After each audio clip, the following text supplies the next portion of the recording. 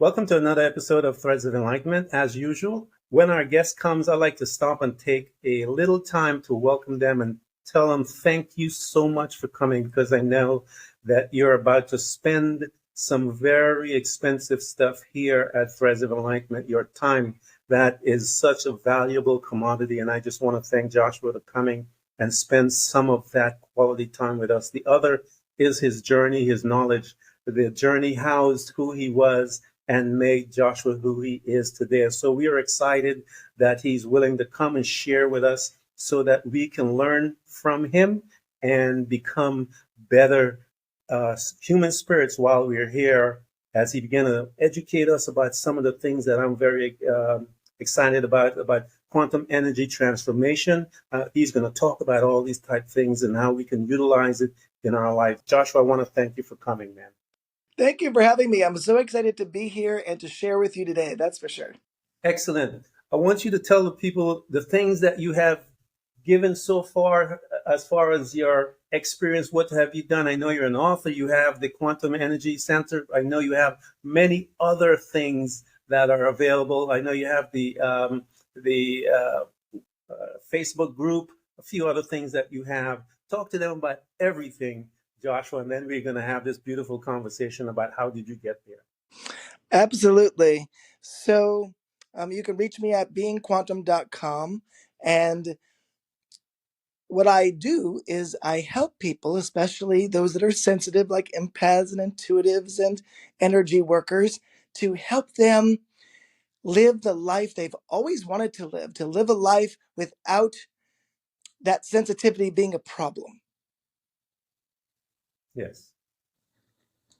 That is excellent because everyone always tell those people, Joshua, something is wrong with them or that you're too sensitive and all this type of stuff. And people like that empath, some of them can internalize that and stagnate their growth and their gifts. So um, talk to me, John, about your child upbringing. What was your family like, Joshua? What was that first place by which you landed as an individual here on this earth?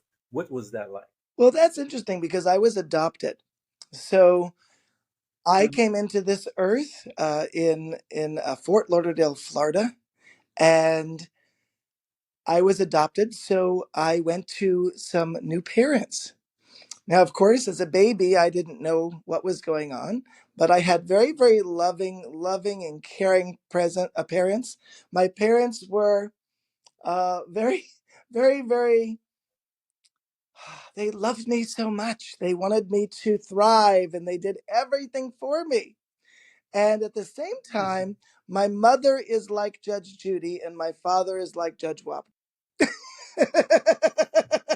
So if you if you know their energies, they're pretty strong energies, right? And here I am, this sensitive soul, and Uh-huh. their strong energies, and I'm like, oh my God, what is happening in this world to me?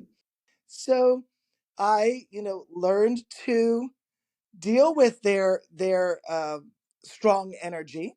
And still, I remember when I was, I don't know, 9 years old, 8 years old, something like that. My parents would fight sometimes, as all parents Mm-hmm. would do. But um, and that's part of the way that they actually communicated. So for them, they were expressing themselves. For me, it was killing me.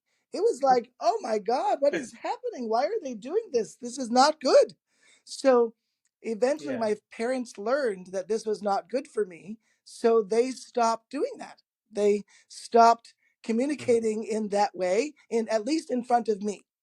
so Yeah. Yeah. so that was very Let me ask you a interesting. question, Joshua. Let me ask you a question. How did that make you feel as a young man interpreting this communication amongst these two adults?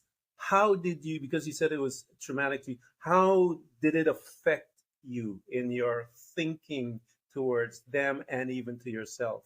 What was your, how did you receive it? How did you accept it to you to make it understandable? Well, I thought it was harsh, and I thought it was way over the top for me, and it was too much for me to handle. But the issue at the same time that that was happening, there were Yeah. other energies and things that were really scaring me in the house. I didn't know Mm. then, but that what I know now, I had entities in the house. So there were negative spirits and negative entities inside the house. I remember going downstairs when I was like 10 years old. At that time, my parents would let me, stay at home by myself for like an hour, so like just to make sure Yeah. they were nearby kind of thing. But um, they wanted me to have some independence. So when that happened, I would go downstairs because that was where I would play. And when I was downstairs, Yeah. I would hear my name being called, Joshua. Like nobody is home but me. Uh, So this was really Wow. scary that my name would be called like that. So I ran upstairs, like, who is calling my name? I'd be scared to take out the garbage at night because it was dark, and in the darkness, I would feel these negative feelings, and I didn't know what that Yeah. was. So while my parents were very strong-willed and had lots of energy, there were energies that I couldn't Hmm. exactly see that were Yeah. also making me feel scared. But then, like at night, even I would see things in my closet. Now I know the doors are closed, but I would see that there were things there. I would see things in my room, and I didn't realize at the time I was clairvoyant. So, so Yeah. as a child, that was like, I don't know what that is. So I would get up and tell someone, whether that be my parents or the babysitter, and of course they would come in and they would show me, no, it's all good, nothing's here. They'd open the closet, of course, and all I'm thinking is, Hmm. as soon as you leave. As soon as you go, they're going to come back. It doesn't matter what you're showing me. So nobody understood what I was going through. Nobody got that I could see things. And I didn't get it either. Yeah. I didn't know. I was just scared. So it was just Yeah. definitely, as a child, it was difficult for me to grow up and to deal with all of these energies. But then at the same time, when I got into second Hmm. grade, I was having some trouble in school. And I didn't know why I was having trouble in Hmm. school, but now I realize school teaches you one way, and if you don't learn that way, then you're the problem. Of So, course. right?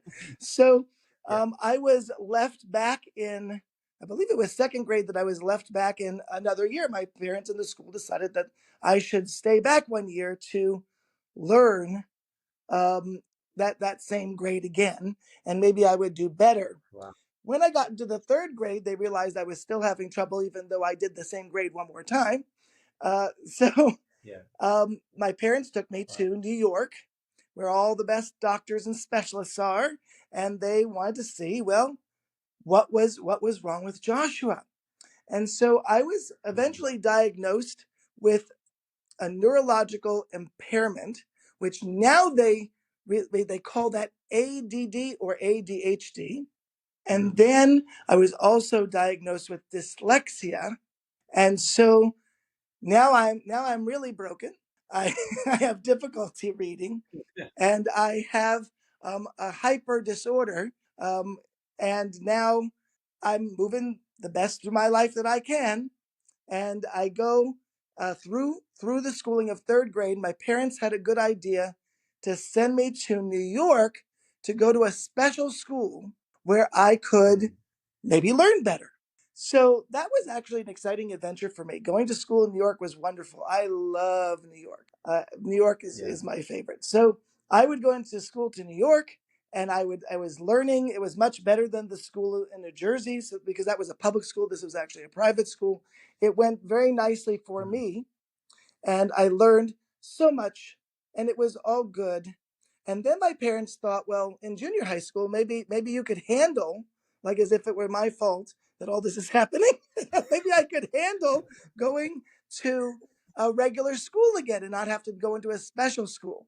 And I'm sure that my parents were thinking of it from a financial point of view too, right? You know, Yeah. the free school is obviously less expensive than the paid school. So I said, okay, Yeah. I would try it. It wasn't a great situation. I was in the Mhm. special class. I was treated differently. I was looked at differently. And I was with people who had lots and lots of difficulties that you could physically see. And the difficulties that I was Yeah, having, you couldn't see. So let's just say for those 2 years, yeah, I didn't learn anything. It was just a waste of time. So my parents decided to send me back to New York for, the rest of junior high school and high school. And yeah. I didn't do well my very first year there. Actually, I was failing everything because I had just come from a place where I didn't have to do anything. I didn't have, it was Yeah, public yeah. school. I was in a special class. We spent our time writing Mhm. our letters, or things like this. They were very simple. I could do any of that. But then when they actually asked me to work, what do you mean work? I didn't know I had to do work anymore. So when I went to that school, I realized, well, I've got to get my act together. I really have to get my act together here because I am not doing well, and I'm not trying to do well. I just didn't expect all this work. So Yeah. I decided to, I called it Joshua's going to turn over a new leaf, right? I'm going to be better and better. And it wasn't until the next year when I had a teacher by the name of Mr. Vest. And Mr. Mhm. Vest um, had a briefcase. And I thought that was really neat that he had a briefcase. I wanted a briefcase, just like Mr. Vest did. So Yeah. I told my parents that I wanted a briefcase because I thought that would be very helpful. And my parents said, Yeah. okay, well, my mother would go to the garage sales every weekend, and I would go with Yeah. her sometimes. And she found this beautiful briefcase that somebody was selling secondhand. And so she gave me the briefcase, and I said, oh, I love it. I love it. So I had a briefcase. And this was my first learning about organization. How do you organize yourself? I was very bright, How by the old way. were you? Huh? How old were you when you made that decision? I need to do something. How old were I was about 15 years old, I think. Yeah, because I had just finished junior high you? school Mhm. and I did one more year. So I was 13 in junior high school, 14 in, so maybe 15, 16, something like that. Okay. And so when I was in junior high school, I'm sorry, when I was in high school for the second year, I decided Mhm. that I would have this briefcase, and my organization got better. And I utilized that Mhm. information to learn how to, file things because it is a filing section. And instead, before I was bringing all of my books back and forth, and it was really heavy into this big book bag that was all messed up. And when I handed in a paper, it was like crumpled, but not with the briefcase, you see. But then I had to learn, well, Yeah. how do I know what books to take? Because I was always taking every book back and forth so I wouldn't forget something. But now I Yeah. was learning to remember, oh, I only need these books because I don't only have homework in these areas. So it was really neat that I was Mhm. learning skills on my own that the school wasn't teaching me. I was learning myself in my own way. And finally, I learned how to organize so well that the school asked me to teach other kids in the school how to organize. And I felt Wow. really proud of myself. So I was getting better and better at school, and I was already helping other people, and this was going really Mhm. great. So finally, we get to my third year in high school, and I'm helping other students. I'm really doing well. I went from Yeah. like the worst kid in school, like the one that really didn't do much at all, to the best kid in school. If there was, Wow. some kind of reward that they would give someone, they would have given it to me. They did have me speak at Mhm. the school during graduation, but before I say that, my parents decided to go 1 year early to look at colleges because they wanted to make sure that I would, have some experience looking before we really looked. So we went to a Yeah. New England college to look at the college. They had some really great resources. And what was really great about this was they had resources for kids who had difficulties, which, or we'll call it learning differences, right? Because I learned differently.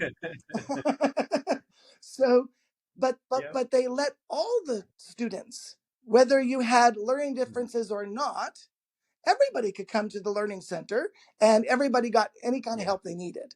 So there wasn't any Yeah. segregation of, oh, that's one of the kids that has a problem, kind of thing. We were all able to go Yeah. there and enjoy the services. So that was really, really great. So I felt that that was a good setup for me. I wasn't going to be the sore thumb kind of kind of kid anymore. Yeah. And Yeah.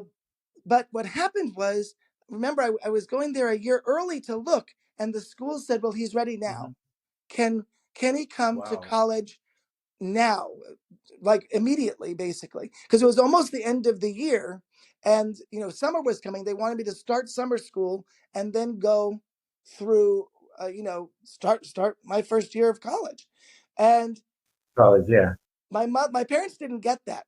So I'm sitting in there, and the lady's saying, "I want him now," and my parents are saying, "Well, we'll have to see about next year." I said, "No, Mom, she's wanting us to come now, like right now." And because I must have, like, obviously made a good impression, and my mom Uh-huh. said, "Well, okay, I guess you could come now. I don't have an issue with you starting early." So I Yeah. didn't complete my fourth year of college. Once I was like, I'm sorry, of high school, I meant to say. I didn't finish. Yeah. I finished 3 years of high school. I went to college, and thank God, because I was thinking, I don't know if college is for me. you know, it's going to be 4 more years after this, one more year, and I was already getting tired. So Yeah. so when they said early, I said, okay, I'll do that. So I went to New England College, and I went during the summer, and then after summer, I started the year, and I went through the 4 years of college and graduated, Hmm. and that was an accomplishment that my parents weren't sure I was going to make. But I Wow. did. I became a Wow. journalism major. I chose Yeah. lots of different majors. At one time, I wanted to be a I wanted to be an actor, and then another time I thought I would be a writer. This would be really cool. So in college, Hmm. I decided to sign up for writing classes. But do you know how much reading there is in writing classes? I didn't know this. There were like when I got to the class, there were 12 books on my desk. I haven't read a book. They want me to read 12? I'm like, no, I don't think so. Yeah. So I changed my major immediately. But I found writing to be very powerful. In my high school, there Yeah. were some really great teachers that taught me how to write. But I didn't have to write that much. Yeah. In high school, we wrote like a page or two. But when I got to college, I used the same Yeah. tools to write 10 pages or 20 pages or 30 pages. And so the great Yeah. thing about journalism was you didn't have to write all that much, but you got to write. So I was like, yes. So in college, I decided to be a journalism major because I could write well and I enjoyed it. And so, Yes. and that's why I majored in that. Wow.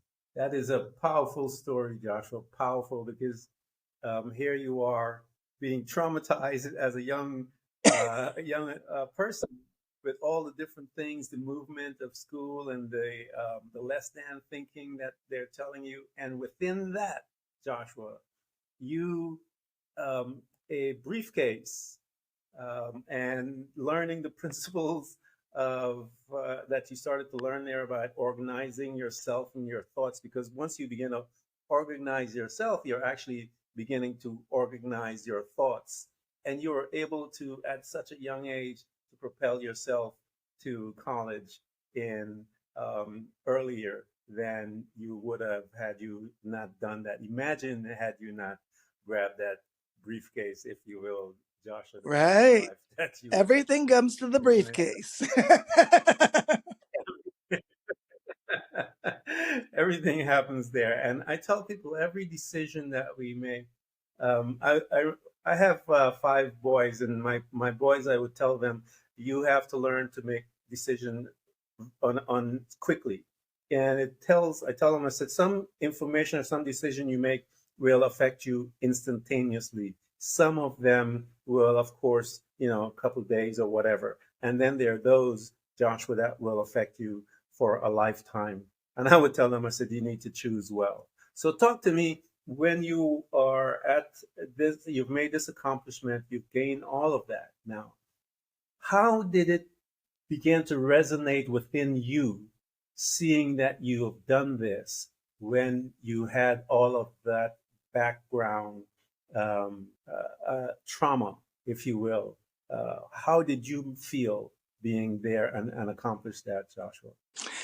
Yeah, well, I started to teach. That was one of the things I did during college and after college. I started to teach children, and I was really good at it.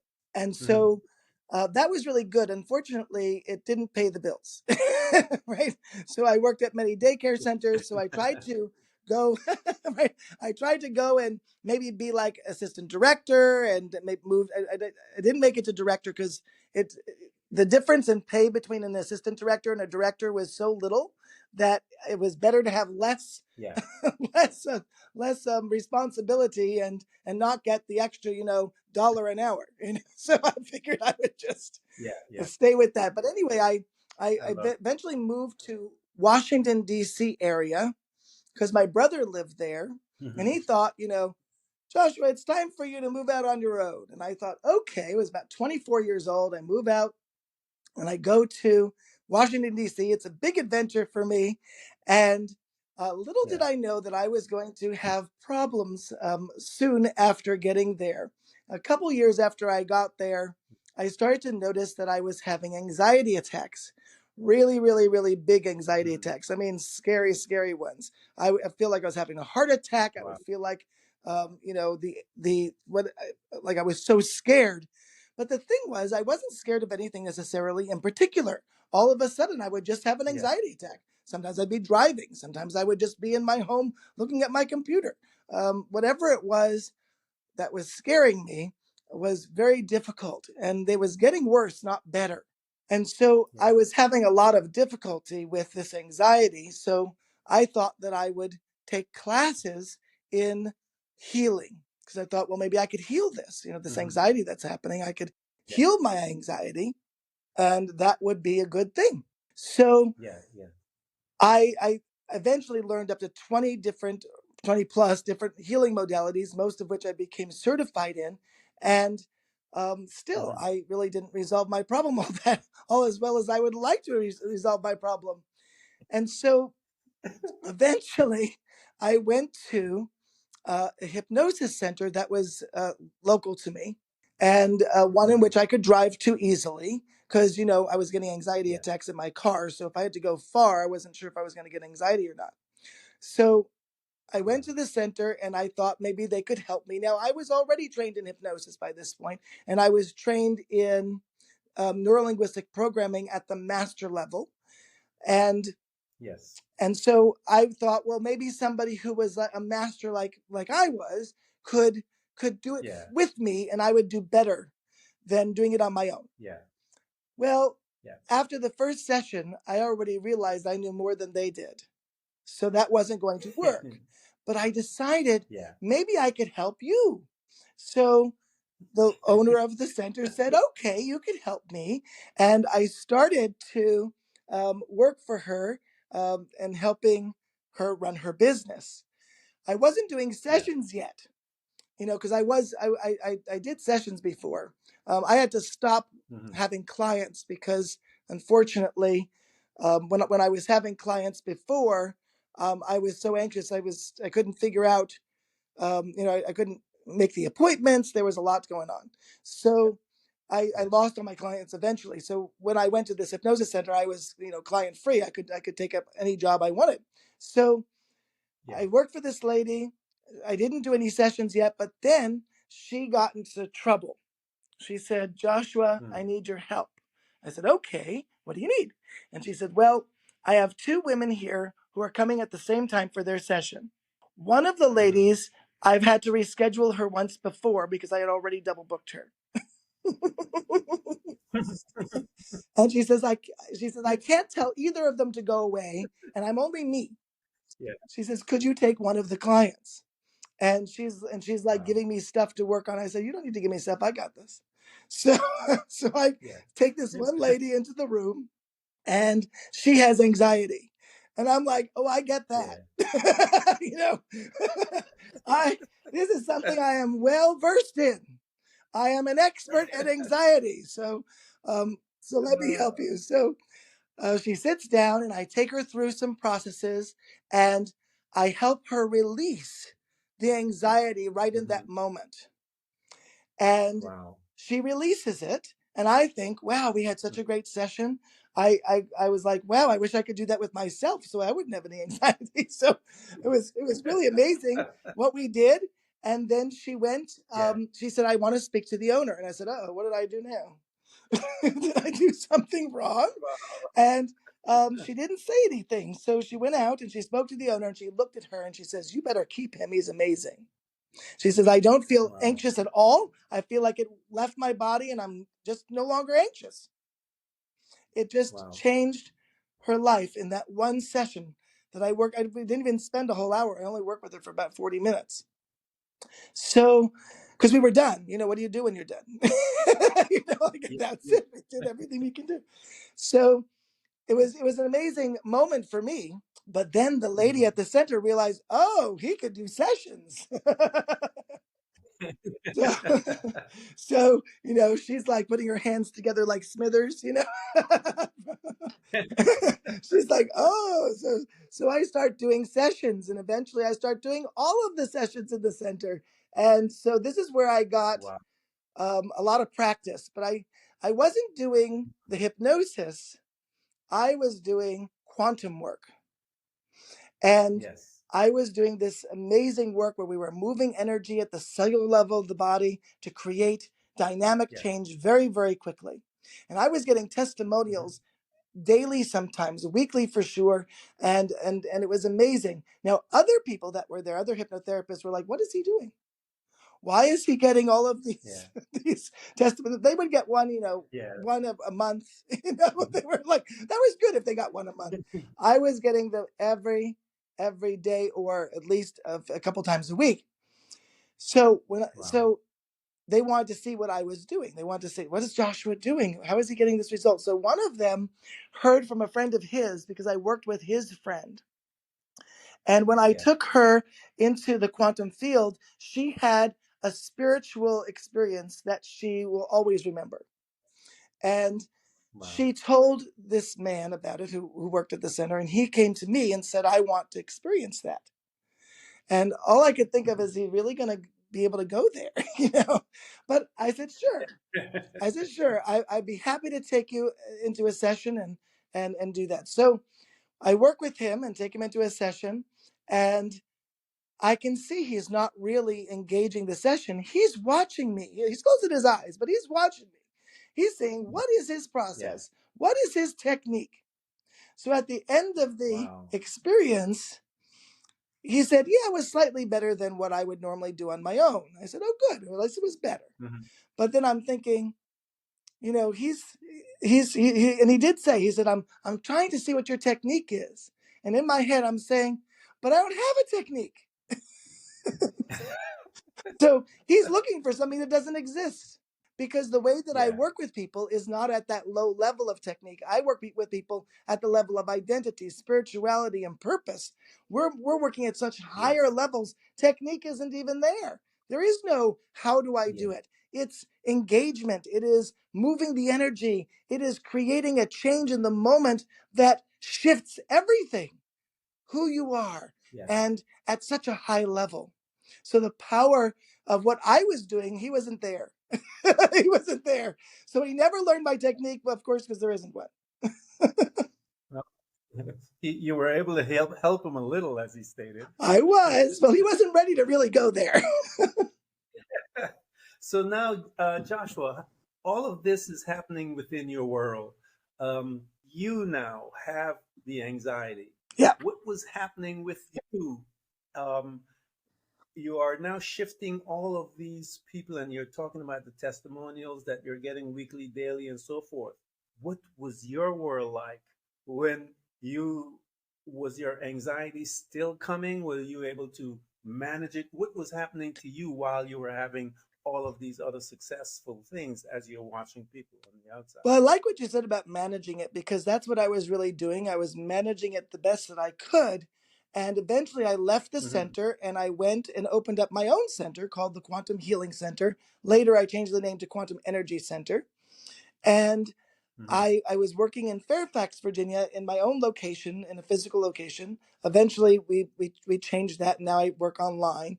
But when I Hmm. was in this center, I still had anxiety.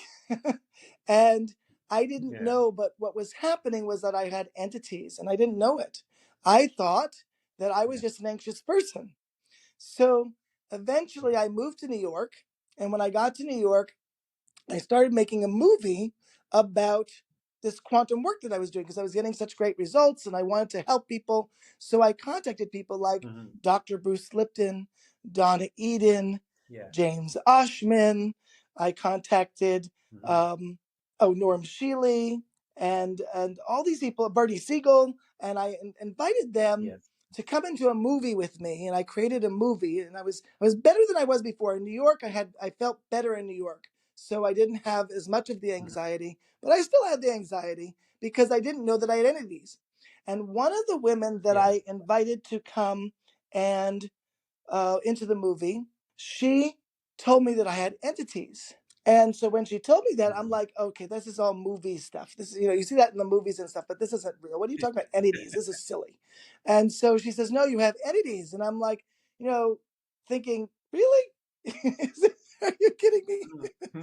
So I wasn't there either. I was like, okay, entities, I don't know what you're talking about. But I said, okay, you can clear it. So she clears it for me. Yeah. And Hmm. I start noticing that the anxiety is a whole lot less. And I was Yeah. like, okay, something happened here. So, Yeah. of course, as I move forward, I got entities again because, in New York, there's lots of entities. So Yeah. Yeah. I learned from her how to clear it myself, so I didn't have to, ask her to clear it every day. So I started to clear Yeah. this myself, and I kept myself, without the negativity, and did well, and then used my quantum work to release the anxiety, and because there was, when you have habits and patterns of anxiety, they don't just go away just because Yes. the root changed. You've got to now change all the habits and patterns and all those things that were there, which Yes. which I Yes. did. And then Yeah. once I did that, I stopped having these anxiety attacks that would be really, really huge. I'm still a sensitive person, but I didn't have the Yeah. anxiety attacks to go with it. Yeah. So that was a good thing, and it was wonderful. Then what happened was I moved from New York somewhat recently to New Jersey because my mom, she needed some extra help, and I figured, well, I could live near Hmm. her and maybe I could support her better than if I was in New York. So I did. I moved Yeah. here and I didn't realize it, but there are a lot more entities here in New Jersey than there was in New York, or at least they liked me more. I don't know. But I started to have problems with that big time. And a couple years ago, when I first Wow. moved here, I started to feel anxious again, like I did a long time ago. But I had tools now, so I was clearing them Yes. almost every single day. Oh my God, I was clearing them, and that was good. But you don't. I don't recognize that entities are around me always right away. So a lot of times I would be attacked by the entities, and then I would say, oh, I realize I have them. I would go clear them, but now I got to recover from that attack. And Yes. if it Yes. happens on a daily basis, then it's even more. So Yeah. it was like, do Yeah. I do I never go out? Do I never do anything? Yeah. So it became really Hmm. difficult until I was guided to to make this pendant. And I Hmm. and I put on the pendant, and all of a sudden the entities stayed away from me, just like instantly. Wow. And I was like, wow, that's a tool that I'm always going to wear. So then Yeah. Yeah. eventually I went and realized that I was going to have guests that come in the house too. And if they have entities and they bring them in, then my Yes. pendants Hmm. it doesn't keep them out the house. It just keeps them off of me. So I made Yeah. generators to protect me Hmm. from people coming into my house. So now I got the generators outside. and I've got the pendant on, and I have been entity free, and I've been a normal person. Everything became Wow. normal for me once I did that. Just that, and my life totally changed. No more of the anxiety, no more of the issues. That was the issue, and I resolved it just like that with those two tools. Wow, that is powerful, Joshua. Talk to us about, give us some insight as to accessing that quantum field as you talk about and in your life, and you began to apply it to others, but also you were applying it to yourself. So talk to us and walk us through a little as you are accessing that. And I love how your explanation of it is that we were at a higher frequency, a higher level, and I love that explanation. But talk to us and make us aware, and make those that are listening to you and I make them aware about of this quantum field and how to access it. Absolutely. So, Dr. Bruce Lipton was one of the people I learned quite a bit from, even before he was in my movie and in my book. I Mm-hmm. learned from him something that changed my life. He said, if you are in growth, you can heal. And if you're in protection, you can't. And I'm like, okay, what is growth? What is that? What is that place I need to be in? And I realized that what growth really is, it is being in your body. It is being Yeah. present, being connected to yourself, being here in the moment. And I was like, great. So I tried to read some books on how do you do that, Eckhart Tolle and everybody else. And of course, nobody tells you how to be. so, Yeah. so this was difficult for That's me to learn it if absolutely. I didn't know. But what ended up happening was I Yeah. learned how to be when I was taught to put my awareness at the base of my spine. And I Mm. realized that when I did that, or even lower underneath my feet, both work, and I started Yeah. to become more present. And then I learned that when you actually bring your higher self into your body, now your higher self is many Mm-hmm. times outside your body. Why is Yes. that? Well, because the higher self is not happy with the low frequency. It likes high frequency. It's called the higher self, right? So it needs high frequency. Mhm. Yeah. So if I'm anxious, my higher self isn't in my body. My higher self is like trying to escape here. It's like, wait, get me out of here. So Yeah. Yeah. I had to learn to get into my body. So I would bring myself right into my body to be present. And I learned Mm-hmm. to be present, but also I learned to get into that growth place that Dr. Lipton was talking about. So, Yeah. so being in my body was not only getting me present and into growth, but it also connected me to the quantum field. And so from Mm-hmm. this perspective, I started to realize that this was the growth place. And that's why I was getting all those Yeah. great changes in people, because the first thing I would do is get them into growth. Yeah. Yeah. Yeah. So that's where the changes started, where people would get into growth, and then they would get into a Mm-hmm. place where they could actually make a transformation. So the protection place Yeah. is what we might call fight or flight. Yeah. So when Yeah. you're in fight or flight, you're in protection, which, when we see people in hospitals Yeah. not getting better, and we see people like with me not releasing the anxiety because I was never in growth. I was always in protection, Yeah. always. So I changed that game. I said, okay, that game isn't working. So I learned to get into growth, connect to the quantum field, and then through breathing, intention, and moving that energy at the Mm-hmm. cellular level of the body, that's how I was able to not only help so many people, but I was able to also finally help myself and move the energies Yeah. that were causing the problem of the anxiety in the first place, which is the root cause. The cellular structure of the body holds the root cause to all of our issues and problems. Absolutely. And talk to us because I've said this in the onset of the conversation about uh, trauma. And to me, I believe, Joshua, that trauma is an emotional experience. We take in that information, whatever that is, that you talked about your parents with their strong personality, and you were watching this exchange, and to them, that's how they communicate, as you stated. But it was traumatizing to you, and you got an emotional connection to that information when it once was, uh, deposited in you. So now, how do we? And I hear you say it, but I wanted you to stop here for a little while and marinate on it a little. How do you shift that emotional? How do you, does one free themselves from that emotional trauma that has been sitting there and um, causes them to behave in certain manners?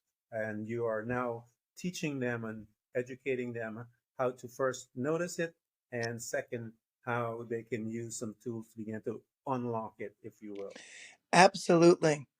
So we all know that as we go through life, whatever is happening, we feel not so good about it. And what ends up happening is we don't like that feeling and we don't have a recourse to deal with it. So what do? We shut it down. So the feeling comes up, or we feel Mm-hmm. that feeling in the moment, and we suppress it. And then we get good at that. Yeah. We become masters at suppressing our stuff. And Yeah, then, at first we absolutely. start carrying a briefcase, and then it becomes a suitcase, and maybe a series of suitcases that we carry around with us everywhere we Yeah. go, of all of our stuff that we pick up as we go through our life. What I do is I help people to remove those suitcases and even the briefcase, Mm. get it so that we can live our life without all that baggage. And how we do that, how we release that, is we have to get into the system in a way, into our energy system and into our body system, in a way where the body knows it's safe to let go and release. Mm. Your body and energy system will not release if it doesn't feel it's safe. And what's interesting, we talked about hypnosis before. Doing hypnosis does not get the body in a place where it feels it's safe. You could even go and say you're going to go to your safe place and all that good stuff, but that doesn't Yeah. get Yeah. your system into a place where you actually really fully feel safe energetically and physically. Feeling safe in the body means you have to be in your body. When you're doing hypnosis, for example, you're not necessarily in your body, and more than likely, you're not in your body at all.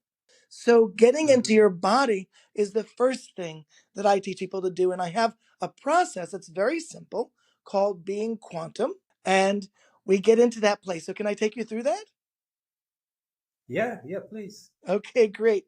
So, I like to do it standing. So if you can stand, that would be great. If Mm-hmm. not, you can sit down and do it too. But you'll feel a bigger difference if you stand. So if you're standing, you're going to put your awareness Standing. Uh-huh. under your feet. I'm walking through with it. Okay, I'm okay, there walking you're through. doing You're it. You're walking doing me it good. through it. Okay. So you put your Yeah, awareness, I'm up. huh? I said I'm up. You're up. I'm gonna do this Yes. with you. Okay. So Yeah. put your awareness under your feet.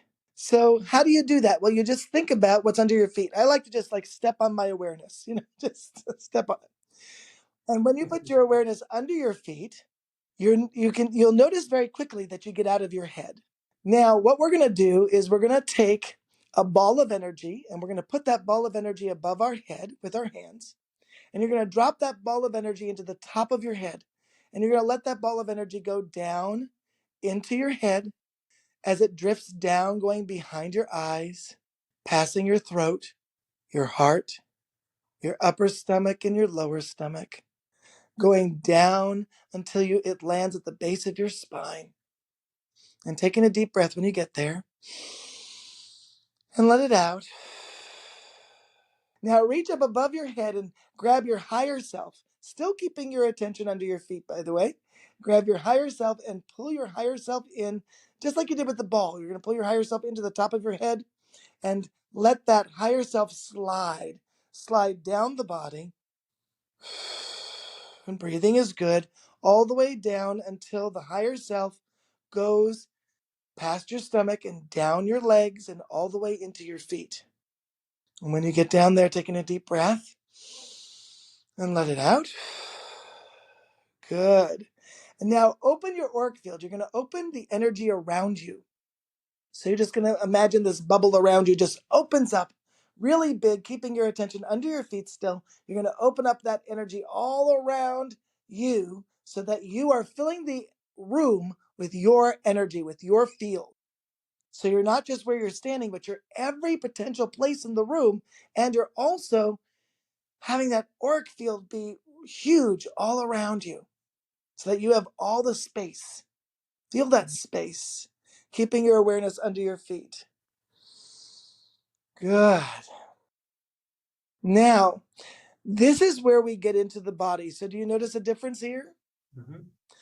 Now what we would do is we would start moving the energy. So I'll take you through a quick exercise to move the energy.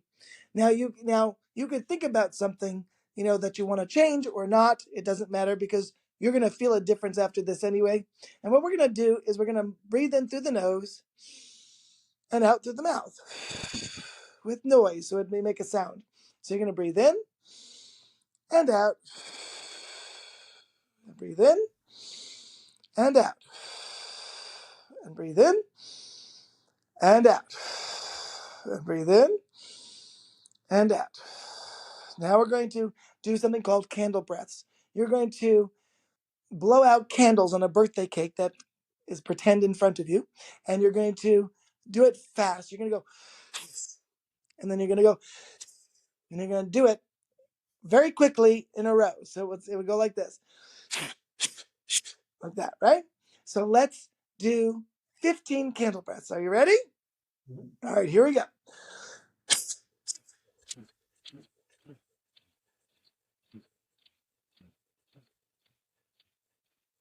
Good.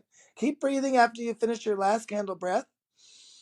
Breathe in through the nose and out through the mouth. If you feel a little dizzy, that's normal. Hold on to something, but you're good. You're good.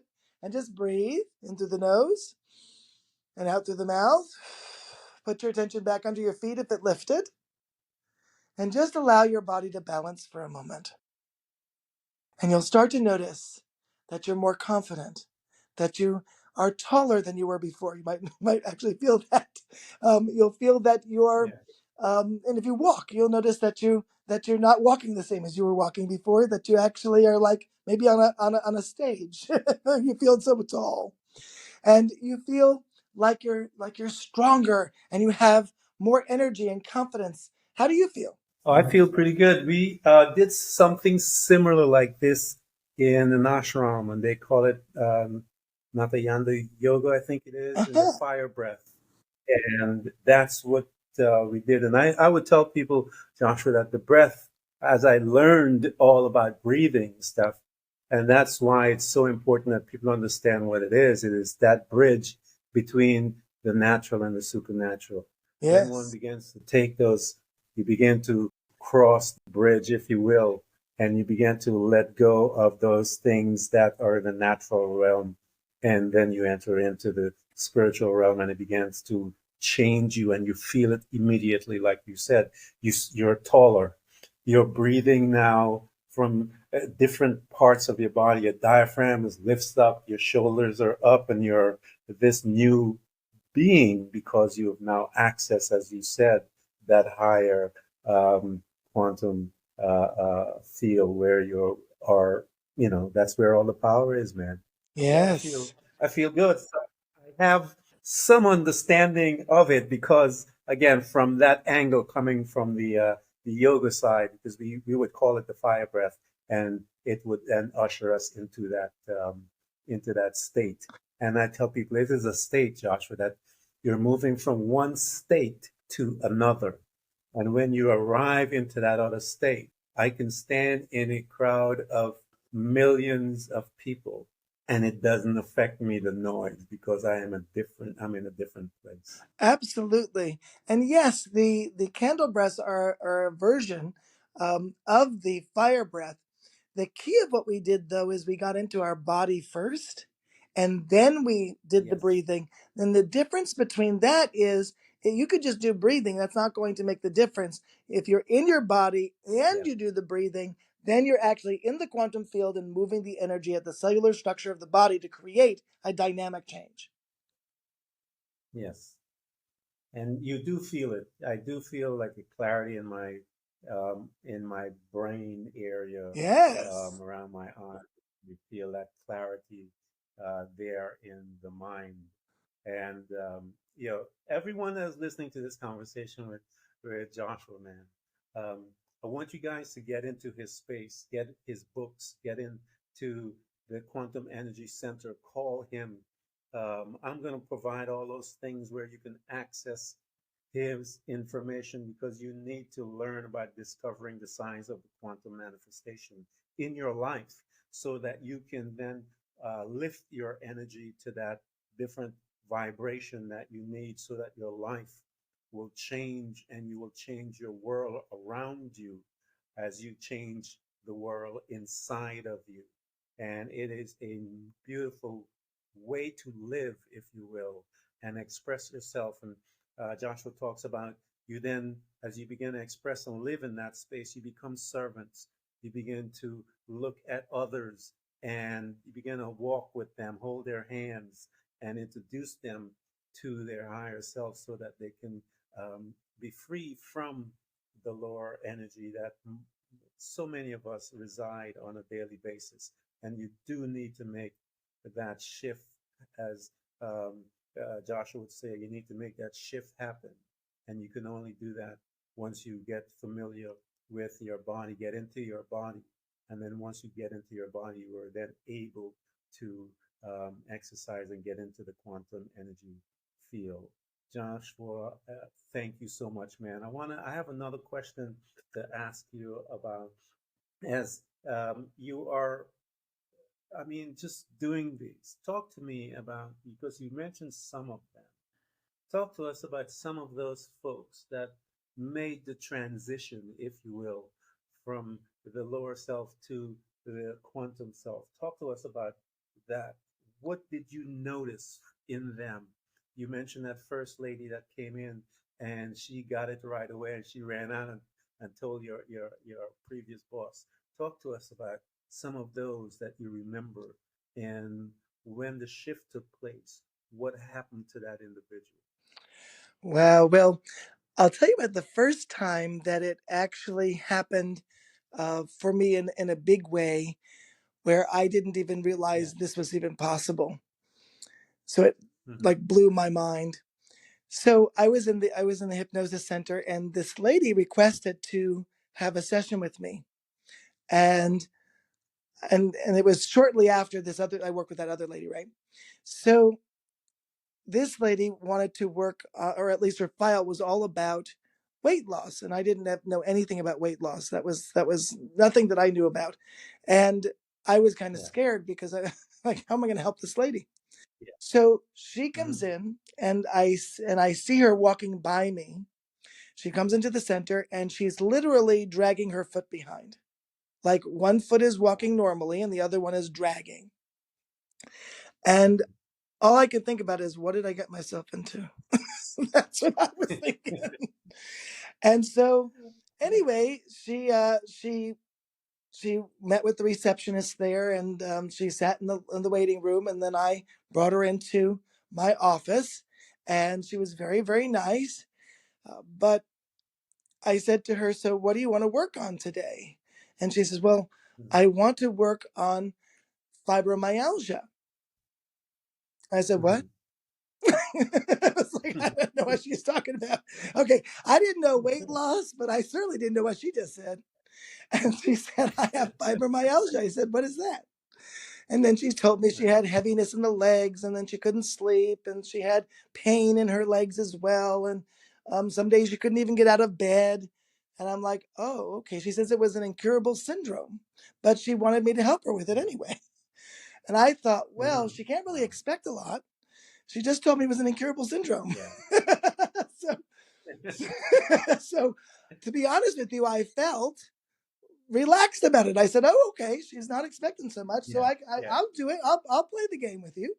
So I said, "Well, what was happening in your life around the time that, not that you got diagnosed with it, but when you thought something was wrong?"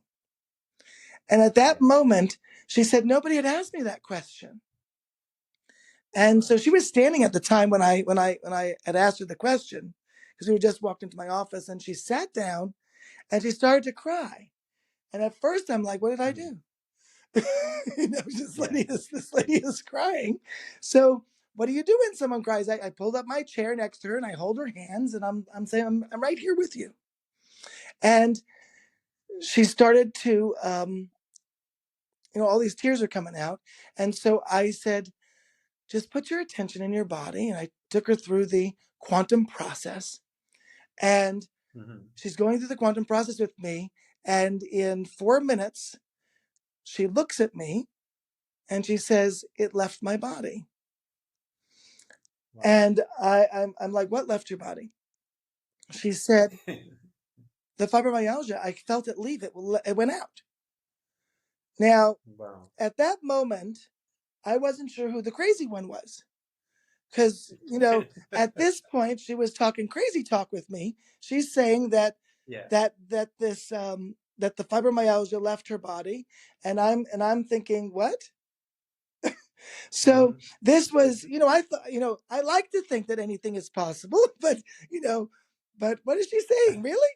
So when this happened, I was really in shock, and she seemed to be in less shock than me. Um, and she said, I had an intuition that I should come and see you, and that's why I requested to see you. And I'm like, oh, okay. And I'm glad that she had the intuition, because I had nothing. I was like, but anyway, we did this process. She and she's saying these things, and I'm wondering what's going on. And so she decides to leave. We'd finished the work, and I noticed Yeah. she's not dragging her foot behind when she's walking. And I thought, oh, Wow. that's interesting, because she was literally dragging her foot behind, and now she's walking, not perfectly, but certainly not like she was when she came in. And I said, wow, that's a Yeah. difference. And I'm thinking, is this possible? What just happened here? Yeah. And so my mind was blown. I didn't understand what happened, what we did. I mean, I got it, but didn't get it, right?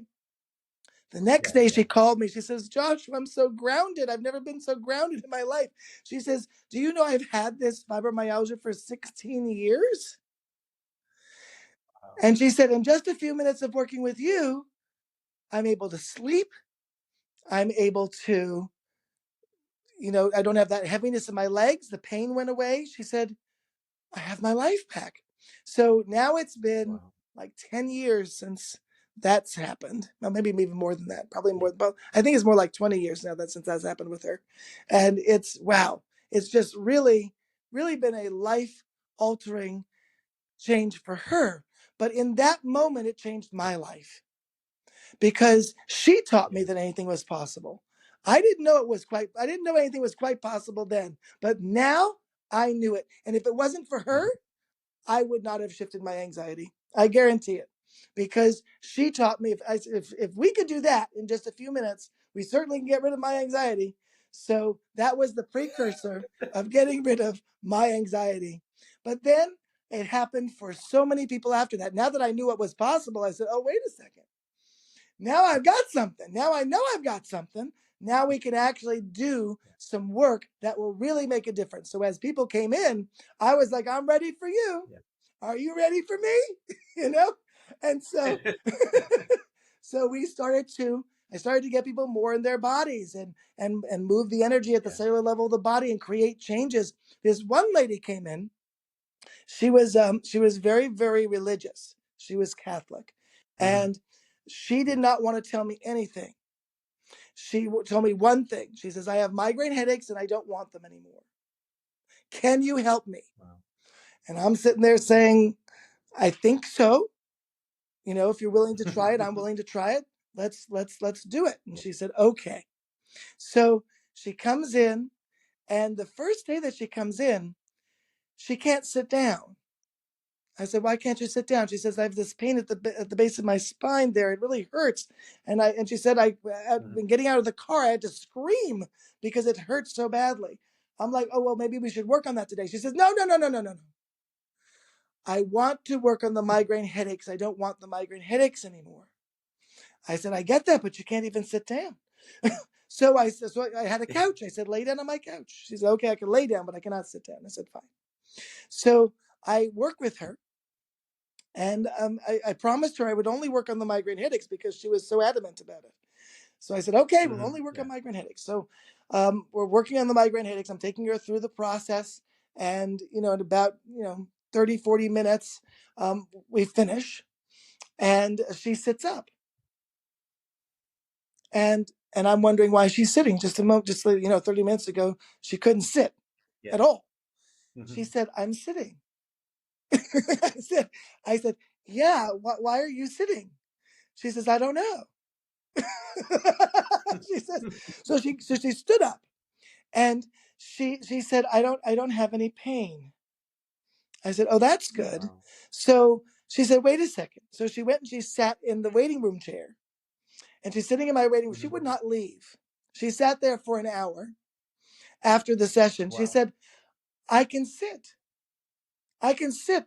She says, I don't have any pain. I can sit. She couldn't believe it. She said, I want to see how long I can sit here before I get pain. She didn't get any pain back at all. So she was sitting there for a really long time. So she came back in for the second session, and I felt very, very close to her. So I was like giving her a hug, and she puts her hand out. It's like, oh, okay, I can't give her a hug because Yeah. she's very, I don't know. She didn't want me to hug her. I said, fine. Yeah. So I shook her hand, and she came in, and I work with her on the second session. Of course, I'm only working on migraine headaches. I promise her I'm only working on migraine headaches. Yeah. But now she had a really great Hmm. change. But she says, the migraines, they didn't really change all that much. I said, oh, no problem, no problem. Let's work on that. So I work on the migraine headaches, and we go Yeah. through several sessions after that. By the third session, she was giving me a hug. I'm like, who are you? You know, she said, I don't know what happened, Joshua, but I haven't really connected with my husband in years, Yeah. and now I'm like a 16-year-old girl. She says, I'm connecting with my Yeah. husband. She's now giving me a hug. I mean, things have changed, at such a high level for her. And then Yeah. she we did another session, and after that session, she came in and she said, I don't have eczema anymore. I said, I didn't know you had eczema. Wow. She didn't tell me she had eczema. Wow. She says, well, the eczema went away. And she said, I went to my doctor, and I told him that the eczema was gone. And he says, well, that's impossible. And so he made Yeah. her disrobe and show him that it was gone. And he did nothing to say to that. So he just walked out the room. Yeah. And so she was like, I don't know what's going on, but obviously some really good things. Yeah. And so Yeah. now, after that last session, she would get a migraine headache maybe once a year, twice a year at most. And she, no Mhm. eczema. All of these things have changed. She stopped yelling at her kids. So many things had changed for her in her life simply on those few sessions that we did together that were life altering. And they all sort of changed kind of at the same time as we were going through these Wow. sessions. It was, again, another example of, wow, look at what's possible. So she also showed me Hmm. what was possible, that you could have like a billion things wrong with you. And it can Yeah. it can change so fast. So I'm very she was very happy with the result. She sent me her family, literally. I worked with both of her Wow. sons. I worked with her sister. She just like, sending. Oh, and the funniest thing was when her sister came in. I was Hmm. using the oracle cards, and I had them fanned out. And when people came in, they would pick a card, and we would go over how beautiful it is. But she's very religious, and her sister, she thinks of those things as not good, right? It's like that's not a safe thing Yeah. for a Catholic woman. So her sister saw Yeah. the oracle cards, and so so so she pushed her sister into my office. She said, "Just go in there." And and of course I didn't have anything like that in my office. And so she sits, and we have a transformation with her as well. But I thought it was so funny because she got Yeah. so triggered that I had these cards out. And and Yeah. the most amazing thing was how open she was, because when you're very religious, oracle cards and crystals may Yeah. not be, you know in your realm of what's okay. But what she realized was, you know, God sent me to Joshua so that he could help me Mhm. release all this stuff. So forget about the cards and stuff like that, because I didn't use them with her, because I'm respectful. If she's, this is Yes, not in alignment, we're not going to do anything that's out of alignment. So it was yes. wonderful and so beautiful to have helped her and her entire family. And of course, I continue to help people. That is awesome. Anyone that, again, has been listening to us, this has been a wonderful conversation with Joshua. And Joshua, I would just want to thank you for coming because, like we said on the onset, I believe that the audience is ready. And he's here, folks. So, any one of you that are struggling with many of the things that he mentioned, even those things he didn't mention, get in touch with Joshua so that he can assist you and switch you and take you, as he said, shift, let that shift happen within your life as you get into your body. And then he can then help you to bring in your higher self and switch you into that quantum field so that you can receive your gifts and your blessings that are there for you. Joshua, thank you so much for coming at Threads of Enlightenment, man. Thank you for having me. I really appreciate it. It's been a blast. It's been awesome. Thank you.